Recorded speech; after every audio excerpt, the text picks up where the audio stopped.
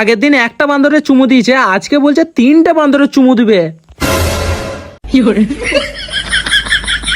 যাই হোক বন্ধুরা, কিছুদিন আগে আমি একটা ভিডিও দিয়েছিলাম যে একটা বান্দর আমাকে চুমু মেরে পালিয়ে গেছিল। সরি বন্ধুরা, ভুল করে বান্দর বলে ফেলেছি, বুঝতে পারলে তো? এটা বান্দরি হবে। বান্দরিটা এমন জায়গায় চুমু খেয়েছো গো বন্ধুরা, কি আর বলবো, তোমাদেরকে দেখাতে পারলে হতো। যাই, আমি আর বলতে পারছি না কোথায় কামড়াইলো, বুঝতে পারলে তো? বান্দরিটা চুমু দেওয়ার পরে কিছুক্ষণের মধ্যে গুসকরা স্বাস্থ্যসাথী কেন্দ্র থেকে একটা সার্টিফিকেট আমাকে দিয়ে দেয়। সার্টিফিকেটের মধ্যে বন্ধুরা 4টে ভ্যাকসিন লেখা আছে। সেই ভ্যাকসিন গুলোর কথা ভাবতে আমার বুক ধুক ধুক ধুক ধুক ধুক ধুক ধুক ধুক করছে। যাই হোক, বন্ধুর সাথে কষ্ট মষ্ট করে বন্ধুর রাতের বেলায় পা টিপে দিয়ে মানিয়ে নিয়ে সুজা চলে আসে আমি স্বাস্থ্যসাথী কেন্দ্রে গুসকার সার্টিফিকেটটা সেখানে গিয়ে বার করে 50 পয়সা 20 কোটি টাকা পেমেন্ট করে ভ্যাকসিনটা নিয়ে আমি সুজা চলে আসে আমাদের সাদের স্বপ্নের গুসকারা কলেজে। হ্যাঁ বন্ধুরা, কি আর বলবো, আজকে একটু কলেজে কিছু দরকারি কাজ ছিল অফিস রুমে, তাই ঝটপট উপরে গিয়ে সেই কাজগুলো আমরা কমপ্লিট করতে না করতেই দেখা হয়ে যায় আমার কালুয়া বন্ধুর সাথে। বন্ধুরা, আমার আজকে পাপড়ি চাট খাওয়ার খুবই মন ছিল, তাই কি করবো, আমার একটা বান্ধবীর উপরওয়ালার বন্ধক দিয়ে ভাবছিলাম পাপড়ি চাট খাবো, কিন্তু কাকু আমাকে কোনো রেসপন্সই করলো না। বুকে কষ্ট নিয়ে বান্ধবী কি সেই পালাটা আমি 10 টাকা দিয়ে বিক্রি করে, তারপর বান্ধবী যে 10 টাকাটা দেয় সেই 10 টাকাটা দিয়ে